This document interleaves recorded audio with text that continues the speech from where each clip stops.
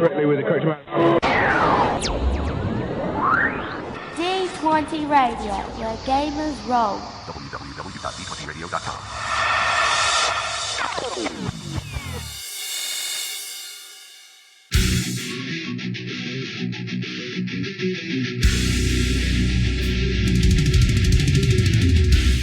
Welcome to Me and Steve Talk RPG, the podcast where me and my friend Steve try and help you get the most out of your role-playing game experience.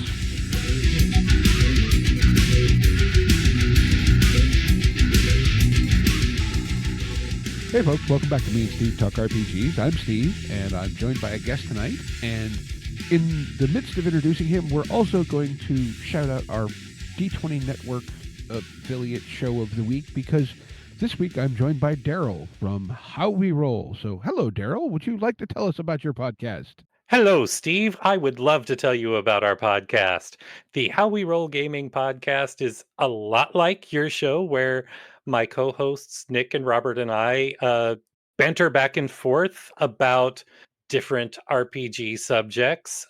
And one of the aspects about it that I really hadn't thought of until I think it was the last time we were the Spotlight D20 Network show is that all three of us GM, but all three of us are also players within our group because we run an ungodly amount of campaigns.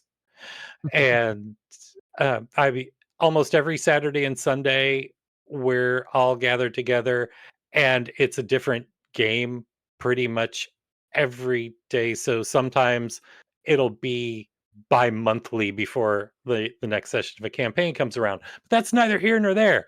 What you had pointed out that I hadn't thought of is that we're able to kind of come at all of the subjects from multiple perspectives, because I GM for the two of them, I'm a player for the two of them, and the same applies with Nick and Robert. You know, they GM and are players for all of us. So we kind of bounce in that direction. And most recently, we discussed, what did we talk about most recently? Most recently, we were talking about, I am stalling for time, about whether or not, or when or if an adversary should go in for the kill.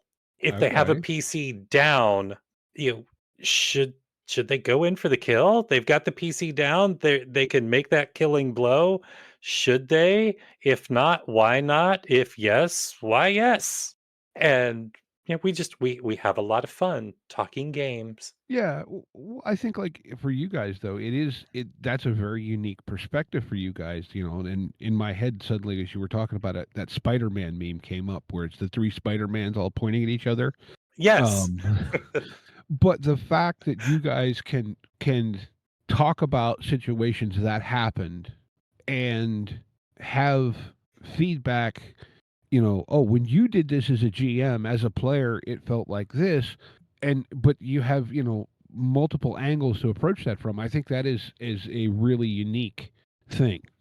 Yeah, and like I said, we hadn't thought of that angle consciously, until we heard you mention it, and I was like, "Oh, we need to lean into this, guys. That's our groove."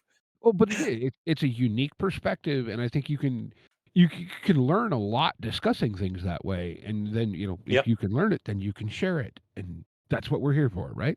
Yep, absolutely. So where all can people find How We Roll, other than on this cute little card that I have here? You can find us at our website, howwerollgaming.com. You can find us wherever you get your podcasts, Apple Podcasts, Spotify, Podchaser. We're even on Audible Podcasts, and I've spammed it everywhere that I could find to register the podcast, and also on YouTube. So I'm going to sound like a cliche here. If you happen to listen or watch on YouTube, because we do record video, and I do throw a little bit of, you know, video production flair here and there on the YouTube version, do all of the cliched YouTube things like subscribe, notifications, so that algorithms can algorithm. Yeah. No, it is a good show, and then, you know, obviously you and Nick and Robert are all very good people, and I've had the pleasure of playing and GMing with and for all of you in the past. So that's been very much fun. Yeah, and I will give one little scoop here as I'm looking where I looked up what we did last. Coming up soon on our merch store, we're about to launch a new T-shirt Ooh. that has a die that has rolled a nat 1 with the slogan on it that says crying is a free action. On a slightly related topic, have you seen the like short that's going around of someone that did, the Afro Man song Because I Got High? Well, they redid it to Cuz I Rolled a 1. I think so. I think my lovely wife Stephanie has I've heard that on her phone as she's scrolling through things, I believe. Cuz I rolled a 1. I rolled a 1. But that does sound familiar. All right. Well, in addition to, going to check out Daryl's podcast, Daryl has wonderfully Yes. agreed to come have a conversation with me because the wonderful winter storm that is steaming up through the United States, and Daryl is currently listening to Sleet On and is supposed to, may even be hitting my house now as we speak, is causing problems where the other Steve lives. And oh, by the way, Daryl, you have now achieved honorary Steve status for whatever that's worth, because this is, I believe, your third appearance on the show. I believe so. Woo! I just call me Steve. Uh, but anyway, I thought we might have a conversation tonight about characters, and not necessarily characters in the way we normally think about characters in games, but more in the context of characters from media that you see, and there's something about that character or the portrayal of that character that you would want to take and bring into your gaming somehow. And, is to kind of explain this weird concept that's in my head to you when I pitched this idea, I Right. mentioned Frank Burns, Larry Linville's character from the MASH television series. Hmm. And the thing about that character is he's kind of the villain, the foil, obviously, to Hawkeye, who's arguably the main character of the series. Right. But he's he's got this weird way of being harmlessly irritating and annoying to the point where you have this almost visceral reaction to him appearing, and I'm going, man, how could I create, an NPC that generates that level of reaction from the rest from the table? He's sort of a phrase that popped into my head just now thinking about Frank Burns is he's incompetently malicious. And ambiguously vexatious. Yes. And yeah, you're right. He walks in the room, you're like, "Oh, here's Frank. What nonsense is he about to pull out of his butt this time?" Right. And like, but at the same point, how much fun would your table have if you could have a character that did that? But how do you set that up? How do you harness that energy of any character, not just Frank, but any? Right. Yeah. Well, like I said, you obviously don't. Yeah. Well, I mean, you're more than well. I tell people all the time, beg, borrow, and steal. But Yeah. eh, you know, just so to speak, that element of the character. I mean, I don't know how could you apply that to an NPC in a game? Well, and so there one of the Star Wars campaigns that we have, Nick and I co-GM, and there was one Imperial Vice Admiral that I I was trying to channel that this is going to be a weird. This is going to sound like a weird mix. Both two characters from the same actor, wildly different characters, but Mr. Rourke and Khan because as one thing that I like to do with my NPCs in particular, a lot of my PCs too, but definitely with my NPCs, is to help me kind of get a handle on them and get a quick bit out to my players like to give them an idea of who this person is as a shorthand is I try to quote unquote cast them. I actually have noticed you do that while I'm playing under you, and it actually does help, like, visualizing things. And we were trying to come up with who this guy was, and I was like, all of a sudden, I was like, "Oh, this is Ricardo Montalban." And Nick liked the visual, but being an Imperial Vice Admiral, he couldn't go full con, right? Mhm. But he wasn't debonair and benevolent like Mr. Rourke. So he was somewhere in the middle, Mhm. and I still haven't quite gotten the hang of it. But it's yeah, it's something that I do try to do because it does work as a shorthand too. It's great for bringing the kind of energy of a particular character because I played one character in a Star Wars campaign that I was like, oh yeah, this is totally Star Lord. This is Mhm. totally Star Lord. And he started out as a different Chris Pratt. He was Chris Pratt from the first Jurassic World. Mhm. But the more the campaign went on, I was like, "Oh, no, no, no. He's not that smart. He's not that savvy. He's an idiot. He's Star-Lord." But yeah, it I find that, like I say, it does help the players immediately know who they're dealing with and get an idea for the kind of character that they're dealing with. Now, the other thing too is that vibe that they get from the NPC may not be who the NPC actually is. They may act like Frank Burns, but they're con. Yeah, no, that's fair. No, I wonder, They like they I said, may go ahead. No, go ahead. Go ahead. No, I was just, like, I was wondering, do you try to, like, break it down to, like, where, Burns was obsessed with regulation and letter of the law, but also was just, would try to brown nose ridiculously, etc. And then when it didn't go the way he hoped it would, be like, well, it was, let's all be friends anyway. Yeah, that see now I need to find a game to put a Frank Burns NPC in because now I want to do that. Now I want to do that. I have seen that kind of vibe actually more with PCs than with NPCs. Yeah, and see, that's what I wonder too. Is that a thing that because of the screen time, is it easier to do that with a PC, for lack of a better term to say it? That specific thing with Frank, I see it more with PCs because well the PCs are carrying over from session to session. The Hmm. NPCs may or may not. And so at the end when their scheme blows up in their face, they almost have to try to say, "Hey, let's still be friends." Yeah, yeah.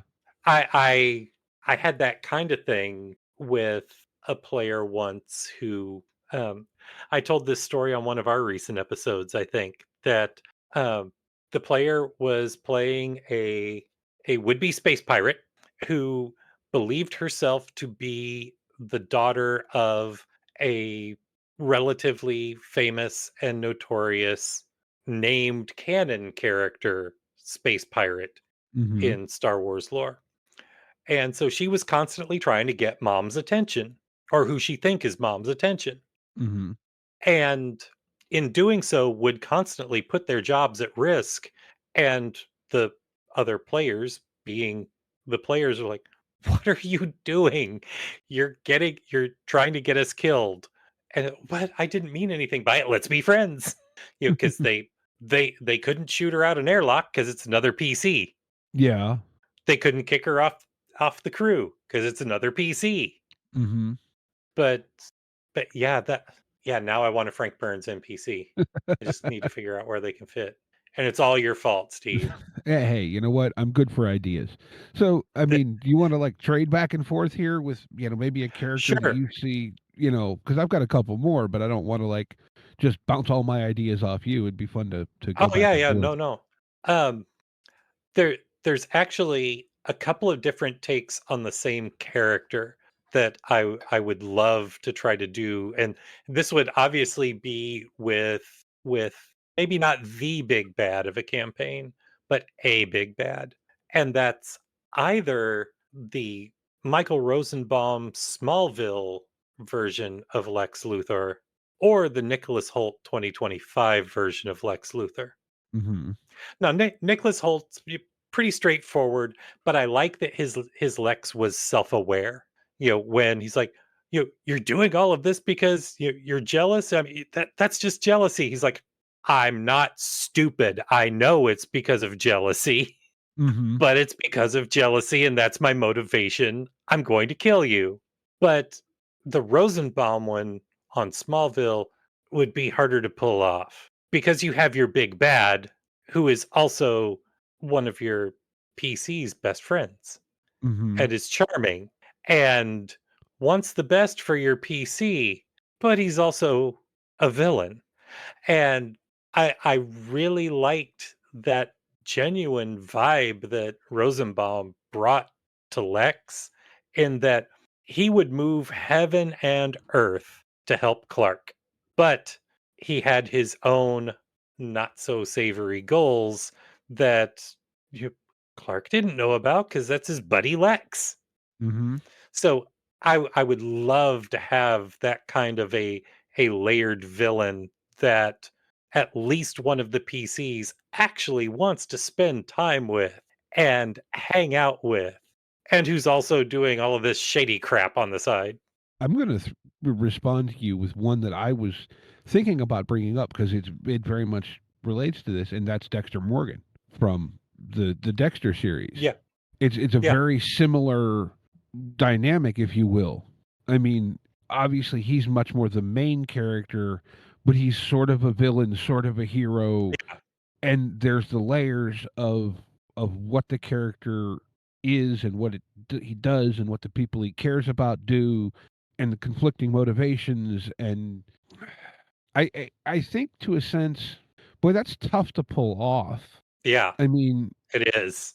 because for it to be as rich as it is in the media that we're referencing, you kind of have to see it from a third person perspective. And it's hard to see it in a third person perspective and still pull it off at the table, if that makes sense. Yeah. Oh, it makes total sense. And two, there's another element in that what's making all of these characters that we're talking about and the ones that we haven't even brought up yet, what makes them so memorable and the traits that we like about them that we're trying to emulate about them is, as a GM, we're one person, Yes. but there is a team of writers for the show or the movie, and an actor, and in most cases the director has input in how it's going to. So it's a team effort giving us that character that we're saying, I like that vibe and I want to get that vibe. Mm-hmm. Which, you know we could sit here, like you said, we can beg, borrow, and steal and say like, okay, I am doing Frank Burns as an NPC, and just do our best Frank Burns impression. Mm-hmm. It's much harder for us to, as a one man show, if you will, to say like, I don't want to do Rosenbaum's Lex Luthor, but I want a character like that and build that character from scratch. So, and I don't know that this works in every game, but what if you kind of invert the the trope, if you will? Instead of Lex Luthor, Superman is the villain, and Clark Kent is the friend. If your NPC has an alter ego that is playing the villain or Right, the friend, does that maybe help that dynamic work for that type of character? right. And that's something, granted, I'm a player in it, I'm not a GM, Well, I'm just but saying, we like, you no, know, I'm just saying we've got a mutants and masterminds that, even as a player, I'm kind of doing that. So we're working off of pre-gens, even though it's a campaign, and we haven't had much secret identity time. I need to talk to our GM, Dante. but um, you know what I'm saying? Could you maybe pull that theme off easier with an alternate identity for the Possibly, NPC that one or the other is their public face, and right. in a superhero game, obviously that's maybe overly tropey, but Well, in a superhero game, it's a little easier to do because heroes and villains alike, Lex is an exception to the rule. It's just Rosenbaum just knocked that out of the park for the 7 years he was on the show. Mhm. Um, but you know, heroes and villains alike have their superhero identity and their civilian identity for Mhm. the most part. Thanks MCU for blowing up one of the most fun tropes of the genre. Uh, um, but with other genres of games, that's a little harder to do because I'm thinking of like in a Delta Green possibly because you have someone putting on their public face and they go in the basement and they're conjuring forth cosmic horror. Right. uh, but like a Star Wars or a D&D, how often do they have that? So then you go back to Frank. Yeah. Or, Well, not you necessarily could do Frank, it but in Star Wars, whatever. You could have a character that always appears in a full suit of armor, a distinctive yeah. set of body armor. Eh, Nick and Just have him Robert. put on glasses. It worked for Clark. Hey, look at pictures of Zoe Deschanel with her hair back and her glasses off, and look at pictures of Zoe Deschanel the way you normally see her. It works. Um, no, Robert and Nick also co-GM a Star Wars campaign, and they actually pulled that off with a villain for us. Cool. They introduced a an NPC that we all fell in love with, and she kept showing back up every so often. She was partly manic pixie dream girl and partly badass fighter. And just because of a running gag that started in the first session that they used her, chairs were her weapon of choice Mhm. for the most part, folding Mhm. chairs. And she turned out to be the big bad of quote unquote season 1. Mhm. And we loved her, and when the reveal came, we were all shocked into silence for a few moments. Mhm. So they worked that dual identity. I don't know if there was anyone in particular that they were channeling and had in mind when they Mhm. created her. I'm going to have to ask them about that, but they managed to do it. Well, and I think my thought, as with a lot of topics that we talk about on the show, it's more about the concepts than specifics in my head Yeah. anyway. But yeah, I mean, it's like you said, that concept of having that character that is both friend and foe, and are they not aware that that's who they're dealing with? Yeah, it's my train of thought just derailed. Okay, I You've can seen go The to Fugitive. You've yes, seen The Fugitive, right? yeah, You know not when in the quite a train goes while. off the tracks? You know when the train goes off the tracks? That was my train of thought just now. Well, I will go to my next one then, if that works for you. Go for it. I want to bring up Frank Reagan, Tom Selleck in Blue Bloods. And the Mhm. thing that I love about that character is how well he portrays the weight he feels from the different roles he fills. Yeah, Like you really see Tom Selleck brings that out so much, the weight of being the administrative head of the NYPD and his duties dealing with press and public image and his and all of the bureaucracy.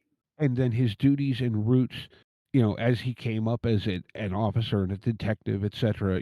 So his roots to you know the people under him, and then also his duties and responsibilities to his family, who are also parts of that whole thing, and the way he plays the internal conflict of this side of me wants this and that side of me wants that, and these people I care about are going to be mad if I make either of those choices.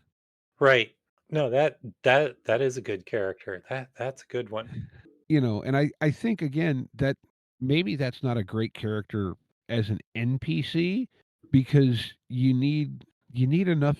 You need to see all of the different settings and all of the different flavors. Yeah, but I Well, don't know. no, he could work well, depending on what game you're playing and what the setup is, it could work because Danny and Jamie often saw both home Frank, work Frank, bureaucrat Frank. Mm-hmm. So if you have a PC who has that sort of connection to the character, be it a child or sibling or whoever, an apprentice, if you will, that is like family, you could still do that because they're seeing, okay, we're at work now, and so you're seeing this part, and it's like because I've worked with both my wife and my son, and work me is not home me. Mm-hmm. So, uh, it's still possible to get that in there with an NPC.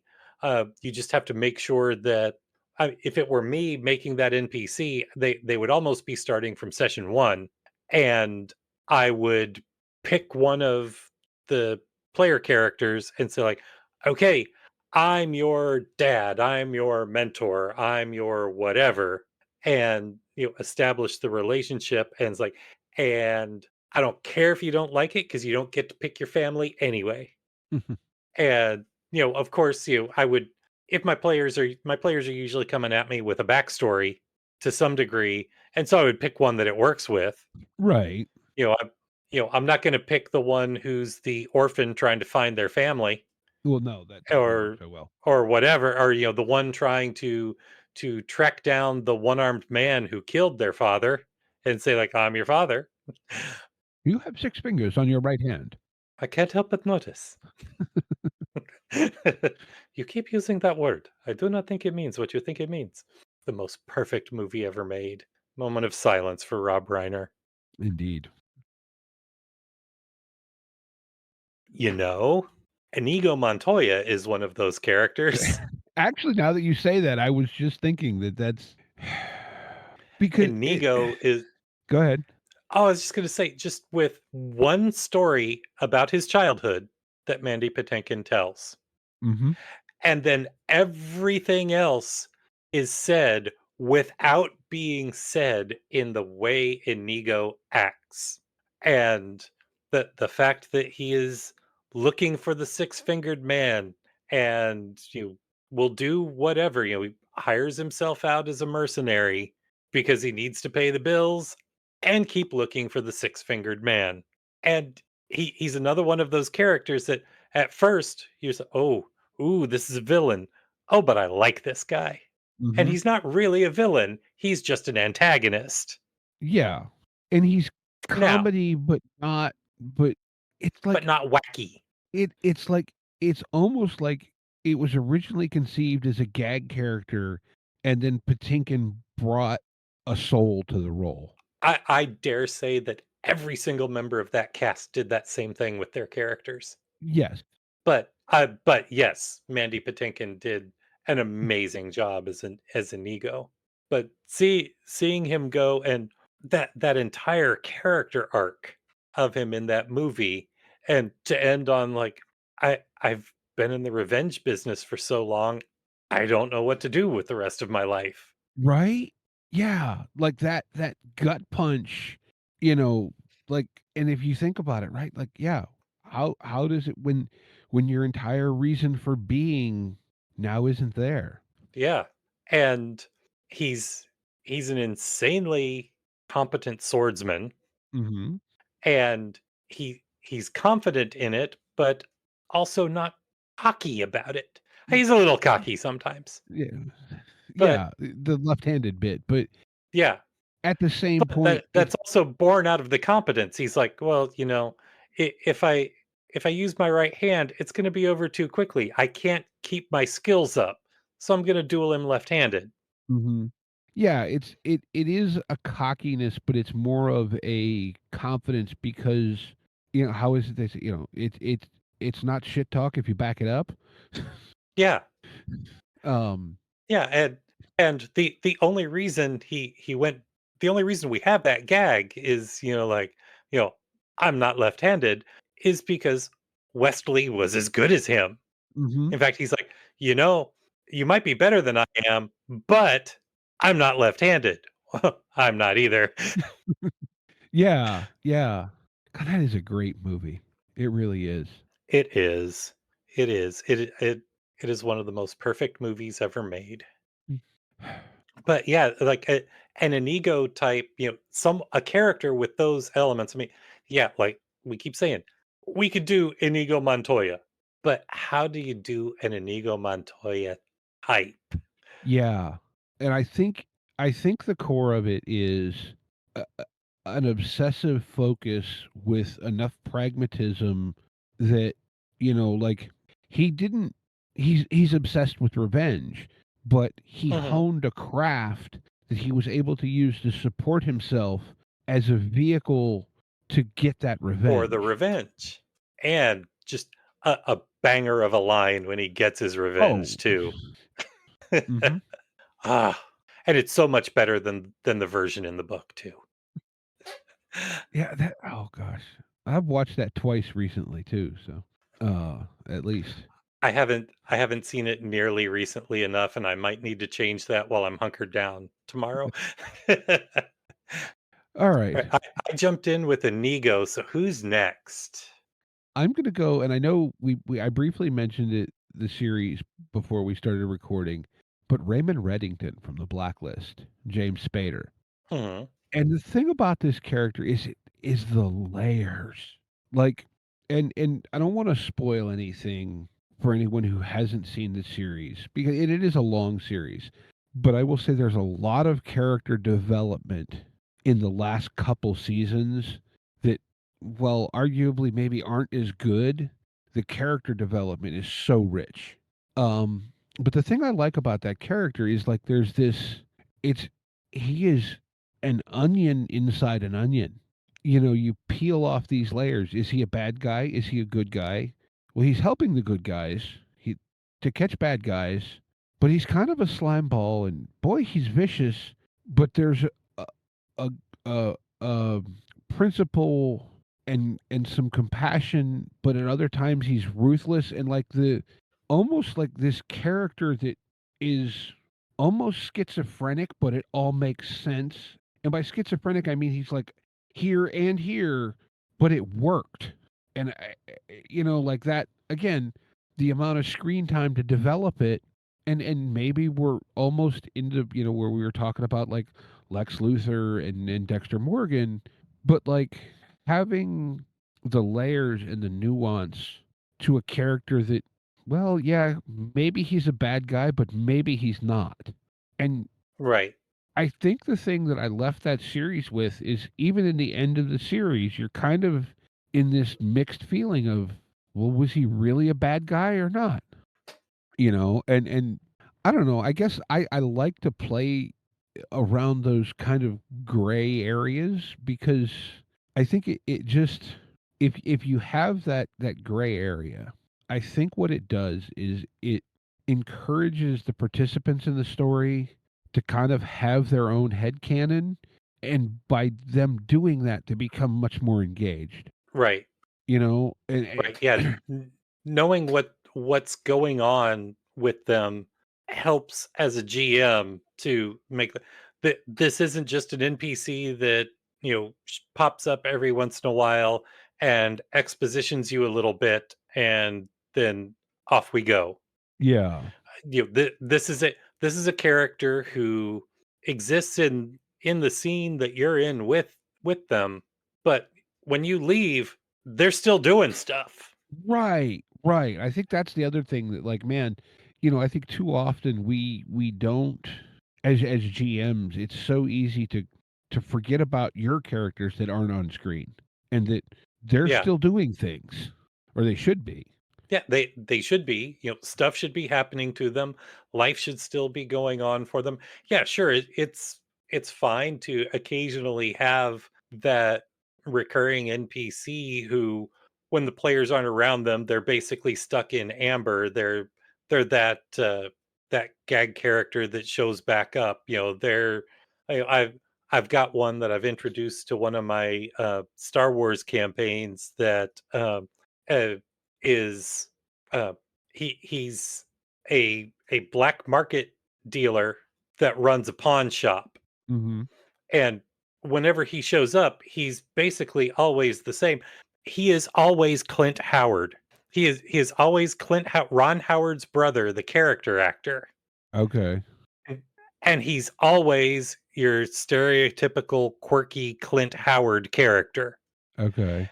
And you know, he when they go to his pawn shop, which it's designed the whole bit with him is designed to be kind of static, and that every time they show up, the sign of his pawn shop has been graffitied, and it's been graffitied in the same way. And while they're dealing with him, he has his droid change the sign out. When they show back up, it's been graffitied again. Mhm. It's a repeating loop because that's what that character is meant to be. He's meant Mhm. to be a running gag. He's not to meant to be an ongoing character, Mhm. if you catch the difference there. Yeah, yeah. And so having those NPCs that have a life that goes on when they're not giving the PCs their exposition or whatever, or threatening them or what have you, the villain's gonna villain whether they're facing off against the heroes or not. Yeah, that's true. Like I think sometimes in general we just probably due to lack of time, etc., we often and ironically as we were just talking about in Diego Montoya, we one dimension characters. And yet that is a character that is really very one dimensional and we were just talking about emulating that. But it, it's a different sort of one dimensional, I guess, that we do too often. It's a one dimensionality because we just aren't able to juggle that many plates. We get concerned about when they're on screen. Right. And they're not on screen. I don't care what they're doing. Uh, you know, uh, Going with my metaphor of always casting my NPCs. You know, the actor's not in the scene, so they're off in their trailer. Mhm. They're off in their trailer. Reading or whatever. They're not involved in the plot of the story. Um, yeah, you, I try. Hopefully, I succeed more often than not to have something going on with them when they're not on screen. Like if they have a big plan that is going to go off at Friday at noon, they're going to, rob a bank, or they're going to, blow up a bridge or whatever. Right now we're Tuesday at 3 in the afternoon in the game. He's not just sitting there waiting for Friday at noon to show up. He's actually working towards Friday at noon. He's Mhm. getting, the explosive set up on the bridge. He's getting his distractions all set up. Whatever his plan is, he's actually working towards it. He's not just sitting there twiddling his thumb saying, "Okay, it's not Friday at noon yet." Yeah. So Yeah. it still is whatever their goal is, they're still working towards it. It's just not on screen.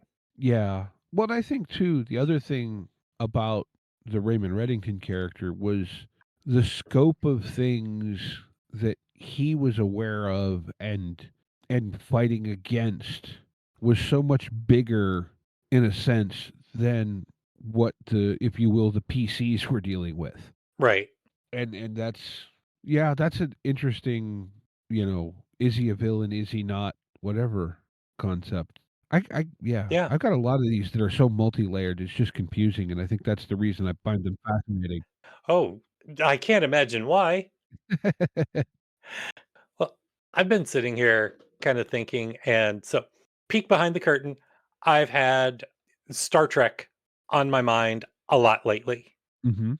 because we're a few months away from Gamer Nation Con, and the theme is Star Trek. Mhm.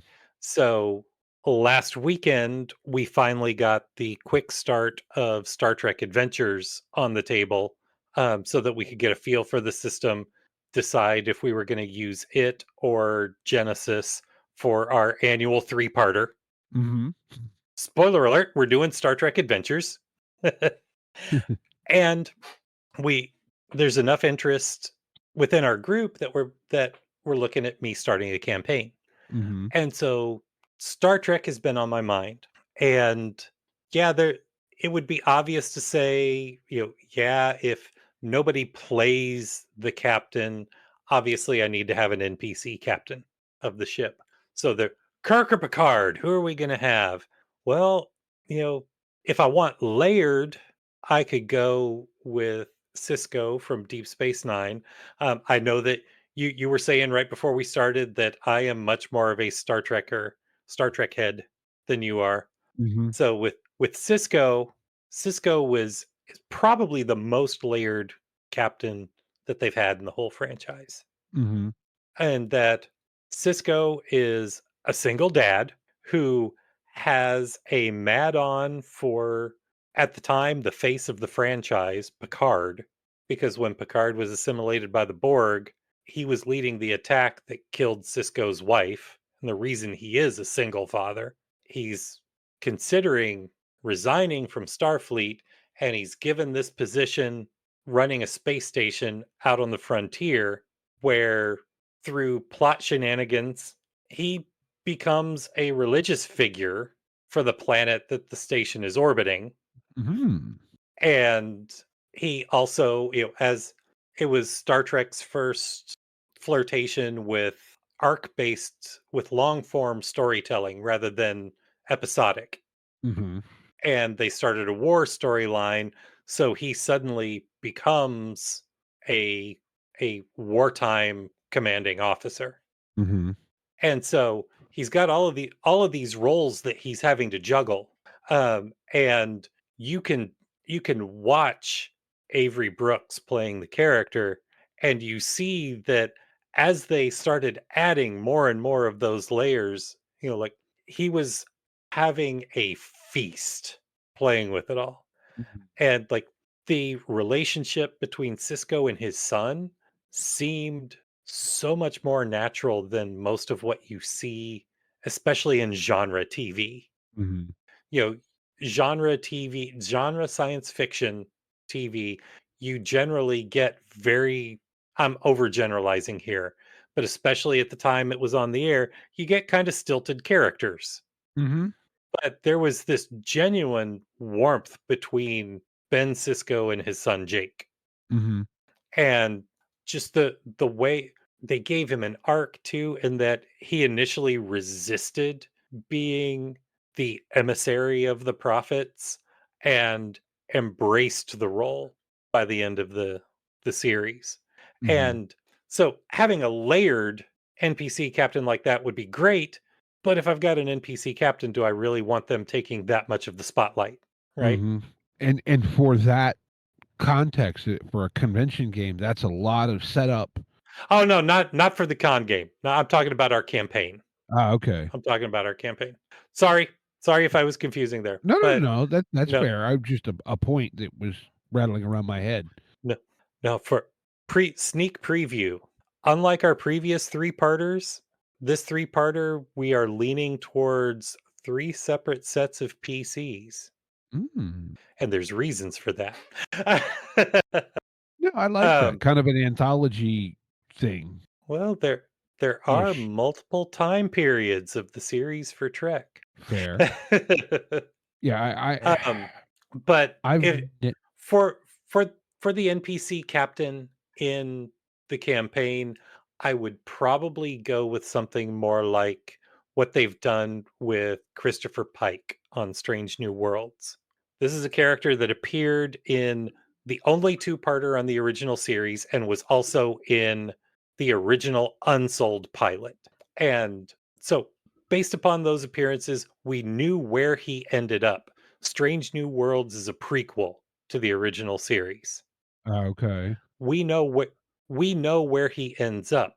We know that there is an accident that leaves him confined to a wheelchair, unable to speak and scarred, and we know where he ends up. Mm-hmm. He also at this point in time that Strange New Worlds is taking place, through wibbly wobbly timey wimey story things, he knows where he's going to end up too. Mm. And so he knows that this is coming, And they've even flirted with the, well, I know it's coming. I know the circumstances of what happens. I don't know exactly when. Can I do something to prevent that? Or if I do that, will that cause problems with, breaking the timeline? Is am I destined to do this? And but at the same time, he doesn't let that oncoming freight train of his future stop him from, he cares about his crew. At Mhm. least 2, 3 times a season, they have a scene where he has all of his command crew in his quarters and he cooks dinner for them and has a dinner party and socializes. And, he is, that's what I would want to do for the campaign is have a Pike type that, you know, is the strong commanding officer, but also kind of the buddy with the crew and maybe has some, I wouldn't repeat the, oh, he knows that there's a disaster coming looming in his future, but, is there some other dark secret that he has? Mhm. And, that's broad enough to adapt and not be a carbon copy of Pike, but it also gives me a starting off point. I just can't, have the amazing Anson Mount be the character and his wonderful head of hair that among the fandom has become its own meme and character. Well, I think with that, let's just leave it right there. Um, so With Pike's Peak. yes. So I know in addition to how we roll, you do another podcast. So would you like to shout that out or anything else in particular? You mentioned Gamer Sure. Nation Con, which is coming up, although there's some ambiguity around that. Nothing has been announced yet for very Yep. valid reasons, let's say. And a little Yes. birdie told me that at this point it's likely to be postponed Oh, until because they like to give people appropriate time to arrange things. sure.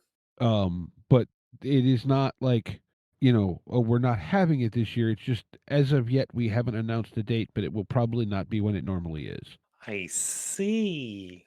All right. Well, sure. So our sister podcast is Casual Nerdity. It alternates weeks. How We Roll Gaming is bi-weekly. Casual Nerdity is bi-weekly. So it ends up being that I effectively do a weekly podcast. Casual Nerdity. I feel the pain. The casual nerdity is a more general pop culture based podcast. We talk about TV, movies, comics, all sorts of fun pop culture stuff like that. Uh, we have a long running sub feature called Clone Watch, where one of the members of our group, since gee, shock, who would have guessed from context from some of the things that I've said that the Star Wars RPG is a lot of our group's bread and butter. I'd never But guess that from meeting you people. but one of our players joined the group and had only seen the original trilogy of Star Wars, and we were constantly throwing around inside jokes, right? Hmm. Always sorts of Star Wars references. So, as tends to happen with our group, they have been welcomed into the family and has decided, hey, I want to figure out what all of these inside jokes are. I want the context behind them. So Lauren has been going over to Nick's every week, and Nick started by running the prequels, ran episode 1 and episode 2, and then since they're going chronologically, started Clone Wars. Hmm. And we have a sub series called Clone Watch where Nick and I are rewatching. Lauren is watching for the first time, and we'll take story arcs, anywhere from 3 to 5 episodes at a time and go over our observations of them. And what's really cool is this being Lauren's first time. Every so often they come up with something. Just all of these years, we're always looking at it from the same angle, and we have a fresh set of eyes on it, and we'll be like, oh, I had not considered that. That was an amazing observation, and this is why we do this sub series. Mm-hmm. We're going to be doing an episode sometime in the near future. We just have to coordinate everybody who's going to be on it, where we're talking about the fridging of women in comics, the trope of women in refrigerators when female characters are killed off for no other reason than to drive the male character's story forward. And we've got a bunch of other sub series coming up that we're going to look at. We've got penciled in that this year we're going to be talking about Supergirl and the new Spider-Man movie and Avengers Doomsday, and Steve and Steve will return in Avengers Doomsday. Everyone will return in Avengers Doomsday. But check out Casual Nerdity wherever you can find your podcasts. I would mention the website casualnerdity.com, but the website has been fighting with me lately, and I need to just completely take it down and burn it and start from scratch. Fair enough. But yeah, check out Casual Nerdity wherever you find your podcast. It's also on YouTube as well, but it does not have a video component. It is just a straight feed of the audio podcast. Yeah, it's the way our show's on YouTube now too. So Yep, and we toss out collabs whenever we're on with anybody that has a YouTube channel. So very cool. Very cool. All right. Well, it is now time for Game of the Week. Game of the week. Game of the week. Yay! You going first or am I going first? I can go first. All right. All right. I hope this does not break the rules because this is a game that is not out yet. Yeah. The crowdfunding through BackerKit, not Kickstarter, ended just a short while ago, but 30 years in the making, the second edition of Toon from Steve Jackson Games. I almost threw a whole bunch of money at this. I didn't throw a whole bunch, but I threw money at it. And late pledges are open. I played first edition a handful of times back in the day, in the olden days, and it was a ton of fun. But you play a cartoon character, and hijinks ensue, and Mhm. there's not much more to say beyond that because cartoon logic applies. Mhm. You can flatten if you hit a surface and then reinflate yourself. All sorts of wacky cartoon related hijinks you can do, kind of like some of my friends and I did, and we adapted existing cartoon characters. But I think it's more fun to come up with your own. um, Nobody gets killed. They just hop back up just like every other cartoon character. uh, they have promised that character design is a little more simplified, which honestly, it's been about 30 years since I played first edition, so I don't remember how complex or easy character creation was. But it's a lot of fun, and I got super, super excited when I saw an ad on Facebook that they were doing a second edition, and I put in, I went out to BackerKit and I signed up to be notified when it launched, and I pledged the day that it launched, and I am now extremely giddy and waiting for it to show up so we can add yet another system to our ever-growing list of systems for our Mhm. group. Yep. Toon, second edition. Woohoo! All right. So my pick this week isn't actually a game per se, but it is a supplement. And let me, because I wasn't thinking about this, drop a link in the green room. This is called The Fixer's Black Book, a cyberpunk gear guide. What this is a little, 87-page, $3 PDF that is a system agnostic Cyberpunk Gear and Services Guide. And it claims to be written from an in-world perspective. And, this is cyberware, implants, drones, vehicles, personal tech, all the gadgets and gadgets that are kind of part of what makes cyberpunk. And for $3, it's more Oh, stuff. yeah, And part of cyberpunk is stuff. for sure. And it does I say, am go ahead.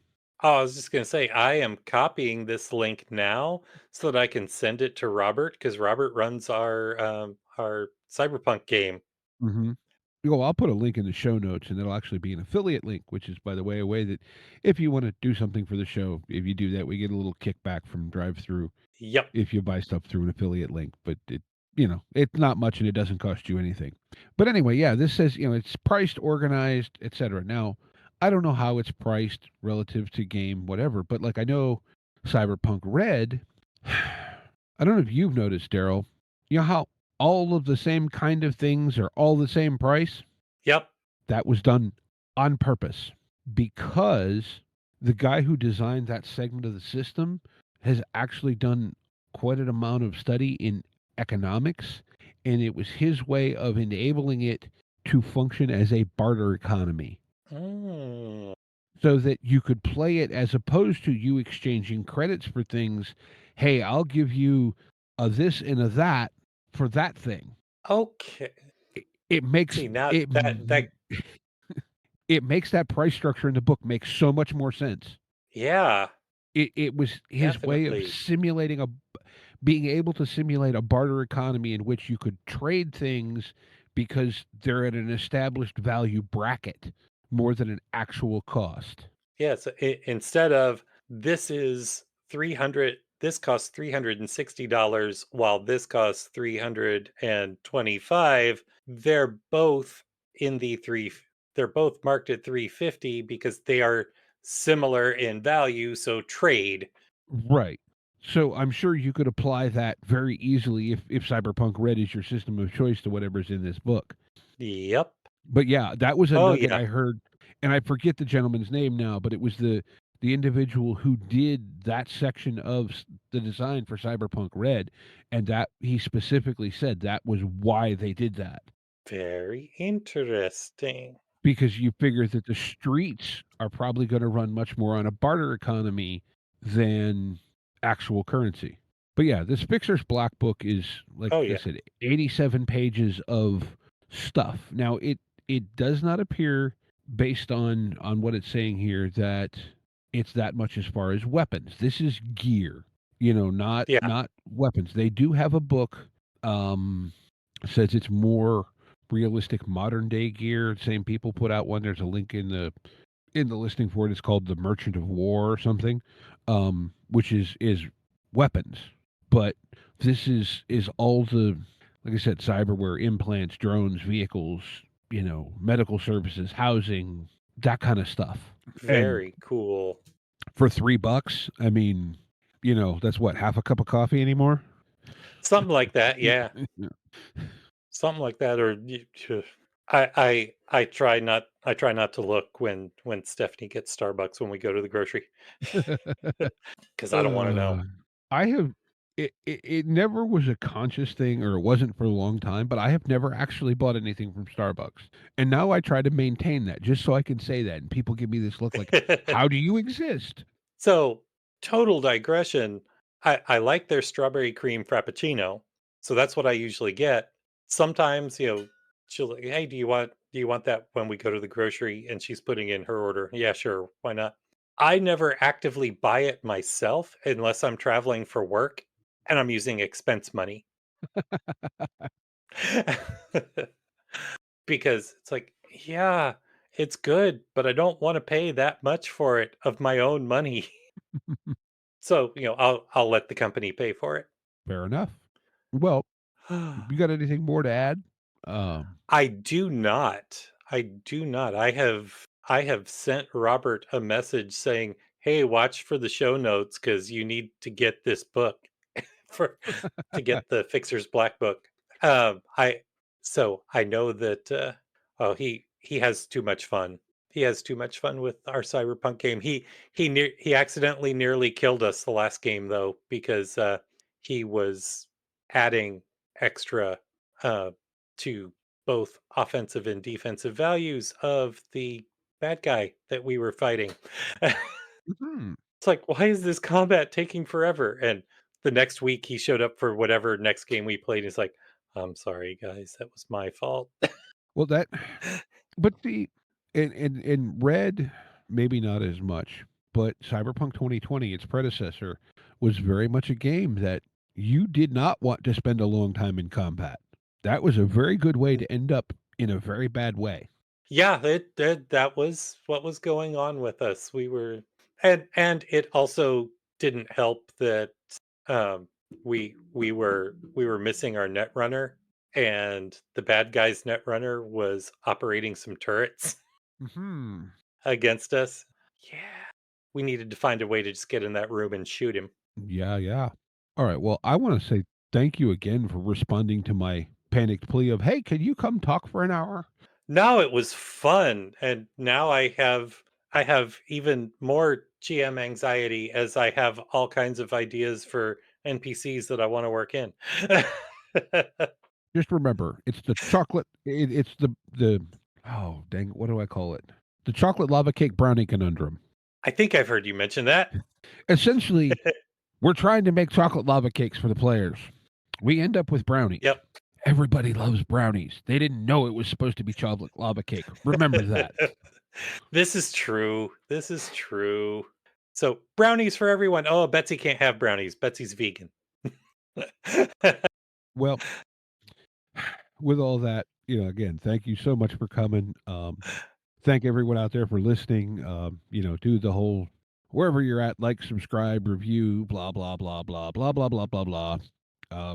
Drop by the Discord. I know we've been getting a lot of new members recently. Feel free to pop in and ask questions. Respond to things that stupid crap that I've said on the show or whatever else. We've got quite a community there that is very apt to suddenly jump into very lively conversation, although we also have our quiet periods. So that is what it is, and there's all kinds of other links for everything in the show notes, Discord, Patreon, all the game of the week stuff, Daryl's podcasts. I don't know what else I'm not talking about, but it's almost stupid o'clock in the morning, so I'm a little loopy. I I was up till stupid o'clock in the morning last night, so I'm still going. Yeah, well, I mean, I'm usually up until this hour, but my brain is starting to shut down. So that's assuming it ever started. But anyway, I think with all that, just want to remind everyone, be kind to each other and get out there and play some RPGs.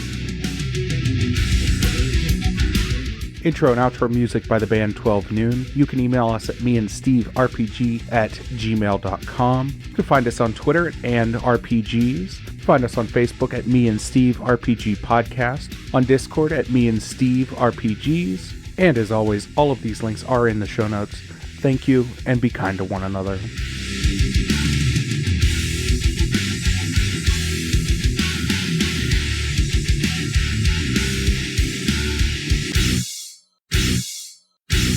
How much for the cigar? Cigar, $20, dog. You gotta go down the street to the store and buy that.